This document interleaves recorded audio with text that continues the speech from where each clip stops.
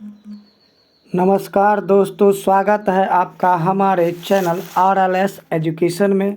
आज के क्लास में हम बात करेंगे यूनिट 3 प्रश्न संख्या 592 से आगे 50 प्लस क्वेश्चन करवाएंगे। अगर आप हमारे चैनल पर नए हैं तो हमारे चैनल को सब्सक्राइब कर लें और शेयर कर दें। अगर आप बिहार लाइब्रेरी स्कूल की तैयारी करते हैं तो आपके लिए यह बहुत हेल्पफुल वीडियो है। यह पुस्तक डॉक्टर अमित किशोर सर के लिया गया है, जो AKB पब्लिकेशन के द्वारा प्रकाशित है। उन्हीं को यह क्रेडिट दिया जाता है क्योंकि उन्हीं के पुस्तक से 7500 प्लस MCQ करेंगे। तो चलिए शुरू करते हैं। प्रश्न संख्या 592। सीसी के किस संस्करण में सभी मौलिक श्रेणियों को जोड़ने के लिए विभिन्न प्रतीकों का उपयोग किया गया था? तो इसका राइट ऑप्शन है ए, फ्रॉम 4th एडिशन। प्रश्न संख्या 593। सीसी के किस संस्करण में सबसे पहले पीमेस्ट का प्रयोग किया गया था? दोस्तों, अगर आप हमारे चैनल पर नए हैं तो ज़रूर सब्सक्राइब कर लें और बिहार लाइब्रेरी एलिजिबिलिटी टेस्ट या BPSC स्कूल लाइब्रेरियन एग्ज़ाम 2025 की तैयारी करते हैं तो आपको यह वीडियो देखने के बाद बहुत ही फ़ायदा होगा और आप एग्ज़ाम पास भी कर सकते हैं। इसलिए इस वीडियो को 2-3 बार देखकर और प्रैक्टिस सेट ज़रूर करें, आपको फ़ायदा मिलेगा। तो इसका राइट आंसर है ए, from 4th addition.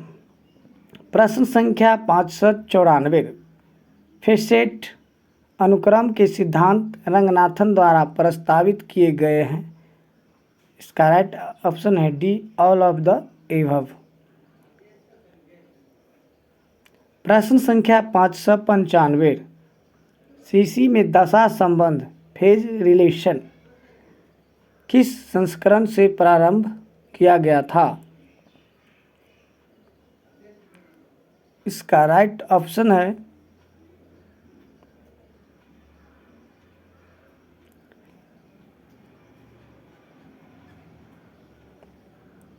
B, 5th addition. प्रश्न संख्या 596। सीसी के 6ठे संस्करण में कितने दशा संबंधों का वर्णन किया गया था?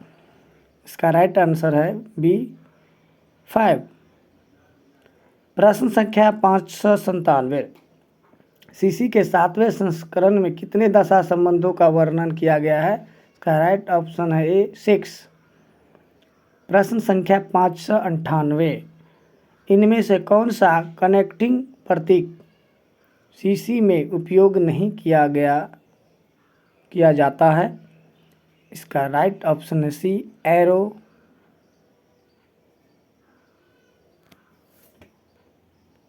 प्रश्न संख्या 599।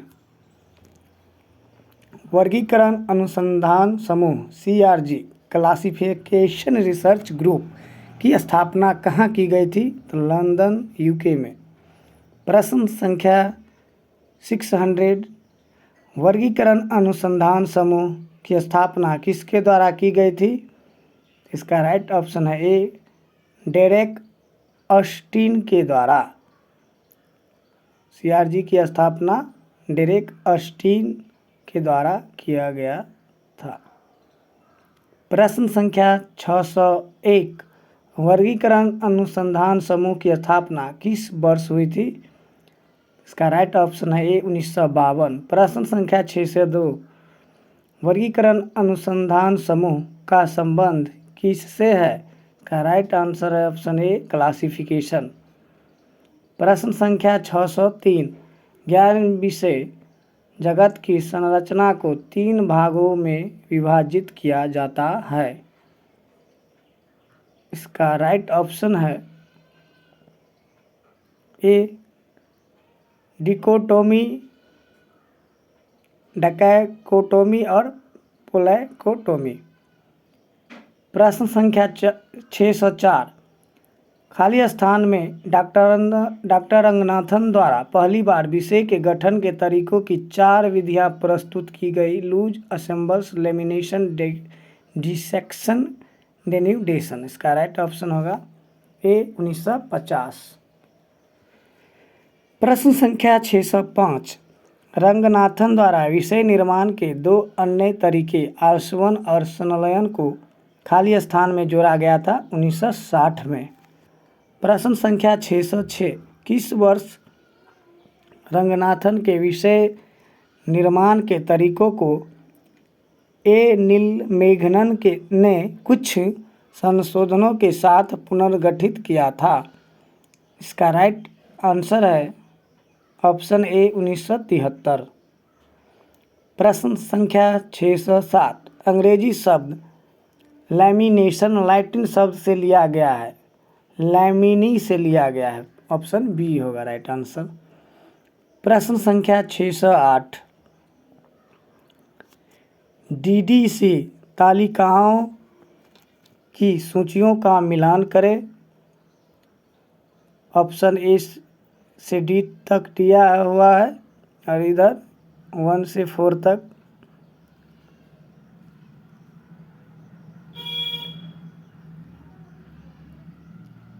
इसमें मिलान करने वाला है प्रश्न। मिलान करने का क्वेश्चन भी 4-5 पूछे जाते हैं। तो मिलान करने के बाद इसका राइट ऑप्शन होगा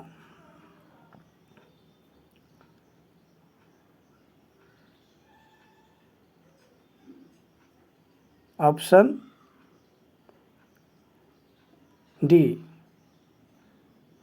प्रश्न संख्या 609। यूडीसी में कितने प्रकार की सहायक सारणियों का प्रयोग किया गया है?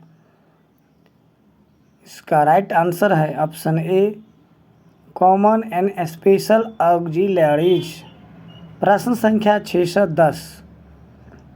यूडीसी में कंप्यूटर जनित सूचकांक का प्रकाशन किस वर्ष से प्रारंभ किया गया था? इसका राइट ऑप्शन है बी 1988। प्रश्न संख्या 611। 5 मौलिक श्रेणी की अवधारणा का प्रयोग खाली स्थान में किया गया है। इसका राइट ऑप्शन है ए सीसी क्लासिफिकेशन, कॉमन क्लासिफिकेशन। प्रश्न संख्या 612। सीसी का दूसरा संस्करण किस वर्ष प्रकाशित हुआ था? 1939 में। प्रश्न संख्या 613। सीसी का चौथा संस्करण किस वर्ष प्रकाशित हुआ था? 1952। ऑप्शन बी आंसर होगा। प्रश्न संख्या 614। सीसी का 7वां संस्करण किस वर्ष प्रकाशित हुआ था? 1987 में। प्रश्न संख्या 615। सीसी के किस संस्करण को रिजिडली फेसेटेड वर्गीकरण योजना के अंतर्गत रखा गया है?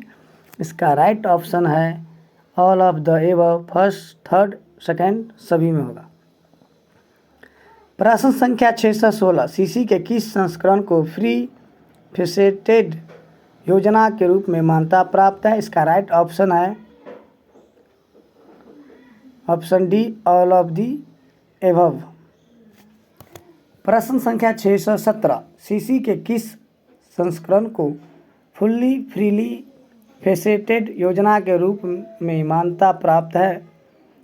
इसका सही आंसर है ऑप्शन सी 7th।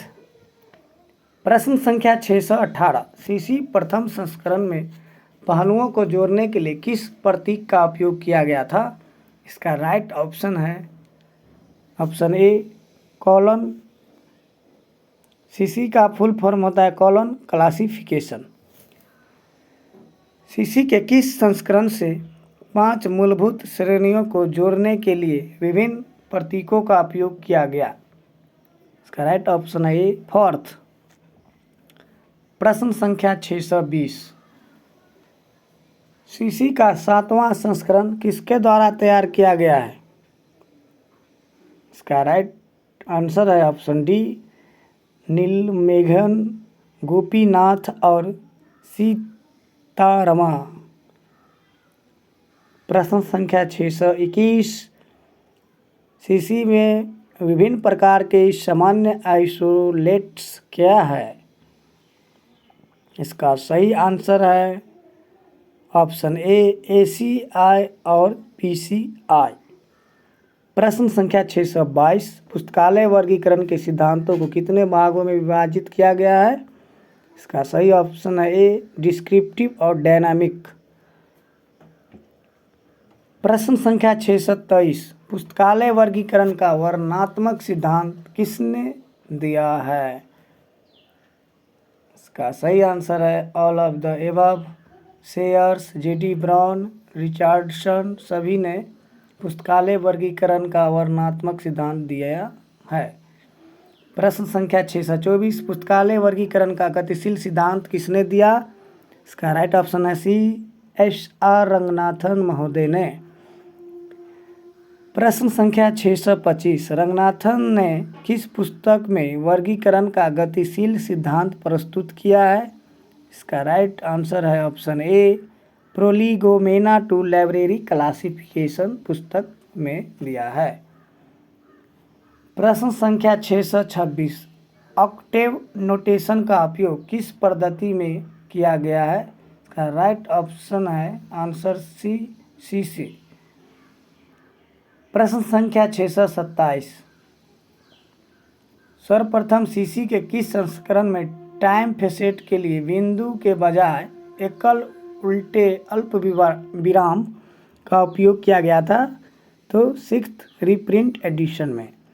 प्रश्न संख्या 628 कैनन शब्द का प्रयोग सबसे पहले अपनी पुस्तक कैनन ऑफ क्लासिफिकेशन में किसने किया?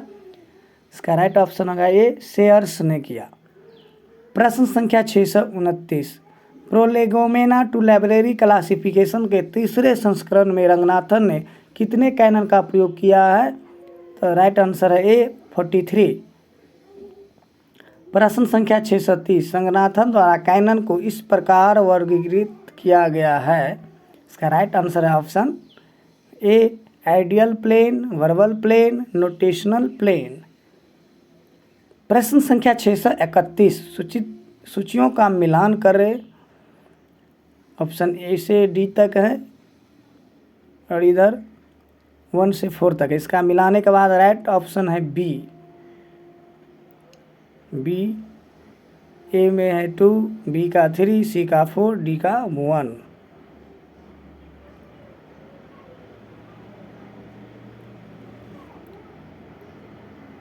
प्रश्न संख्या 632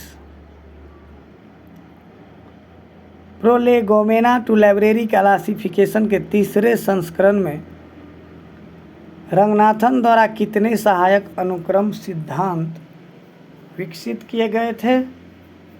इसका राइट आंसर होगा ऑप्शन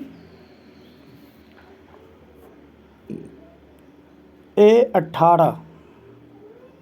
प्रश्न संख्या 633 प्रोलेगोमेना टू लाइब्रेरी क्लासिफिकेशन के तीसरे संस्करण में रंगनाथन द्वारा कितने पहलू अनुक्रमांक विकसित किए गए? तो 4।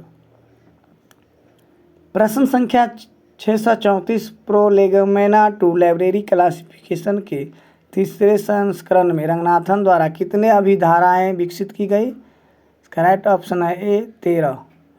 प्रश्न संख्या 635 CC में PCI के विभिन्न प्रकार क्या है? आंसर होगा ए एनर्जी और पर्सनालिटी। प्रश्न संख्या 636 सापेक्ष सूचकांक रिलेटिव इंडेक्स का प्रयोग किस वर्गीकरण योजना में किया गया है? DDC में। प्रश्न संख्या 637 कौन सी संस्था वर्गीकरण अनुसंधान के लिए जानी जाती है? इसका राइट ऑप्शन होगा D all of the above. प्रश्न संख्या 638 5 मूलभूत श्रेणियों के लिए प्रयुक्त संक्षिप्त नाम क्या है? इसका राइट आंसर है ए पीमेस्ट। प्रश्न संख्या 639 पहलू विश्लेषण का उपयोग किसके द्वारा किया गया था? इसका राइट आंसर है ऑप्शन ए SR रंगनाथन। प्रश्न संख्या 640 सहायक क्रम में पुस्तक व्यवस्था के लिए अपूपा पैटर्न का ये सिद्धांत किसने प्रतिपादित किया था? इसका राइट आंसर है ए एस.आर. रंगनाथन। प्रश्न संख्या 641, आधुनिक पुस्तकालय वर्गीकरण के विकास का श्रेय किसे जाता है? क्या राइट आंसर है ऑप्शन बी मेलविल डेवी। प्रश्न संख्या 642, दो या दो से अधिक पहलुओं के बीच संबंध कहलाते हैं। इसका right answer option A interfacet phase relation. प्रश्न संख्या 643, एक ही फेसेट के दो एकलों के बीच क्या संबंध है? राइट आंसर है option A intra area phase relation. प्रश्न संख्या 644, सीसी का छठा संस्करण कितने भागों में विभाजित है? इसका राइट आंसर है ऑप्शन ए इन 3 पार्ट्स। प्रश्न संख्या 645, यूडीसी का पहला एमआरएफ संस्करण किस वर्ष प्रकाशित हुआ था? इसका सही आंसर है ए 1992 में। प्रश्न संख्या 646, यूडीसी का नवीनतम एमआरएफ संस्करण किस वर्ष प्रकाशित हुआ था? 2019 में। प्रश्न संख्या 647, सीसी का छठा संस्करण किस वर्ष प्रकाशित हुआ था? 1960 में। प्रश्न संख्या 648, सीसी के छठे संस्करण का पुनर्मुद्रण किस वर्ष हुआ? 1963 में। प्रश्न संख्या 649, सीसी का डेप्थ संस्करण किस वर्ष प्रकाशित हुआ था? 2012 में, ऑप्शन डी। प्रश्न संख्या 650, सीसी के गहन संस्करण किसके द्वारा प्रकाशित किए गए थे? इसका राइट ऑप्शन आंसर है option D Indian statistical institute ISI। प्रश्न संख्या 651, नोटेशन को शॉर्ट हैंड साइन के रूप में किसने परिभाषित किया है? इसका राइट आंसर है AEC रिचार्डसन। प्रश्न संख्या 652, फाइनेक्स शेड्यूल किस वर्गीकरण योजना की विशेषता है? इसका राइट आंसर है DDC ड्यूअल डेसिमल क्लासिफिकेशन। प्रश्न संख्या 653, कोलन वर्गीकरण का 7वां संस्करण किसके अंतर्गत आता है? तो ये फ्रीली फेसेट स्कीम के अंतर्गत आता है। प्रश्न संख्या 654, DDC का 19वां संस्करण किसके अंतर्गत आता है? An almost enumerative scheme. प्रश्न संख्या 655, DDC के 19वें संस्करण का पहला टेबल T1 है। इसका राइट आंसर है option a standard sub division. प्रश्न संख्या 656, DDC के 19वें संस्करण का दूसरा टेबल T2 है। इसका राइट आंसर है ऑप्शन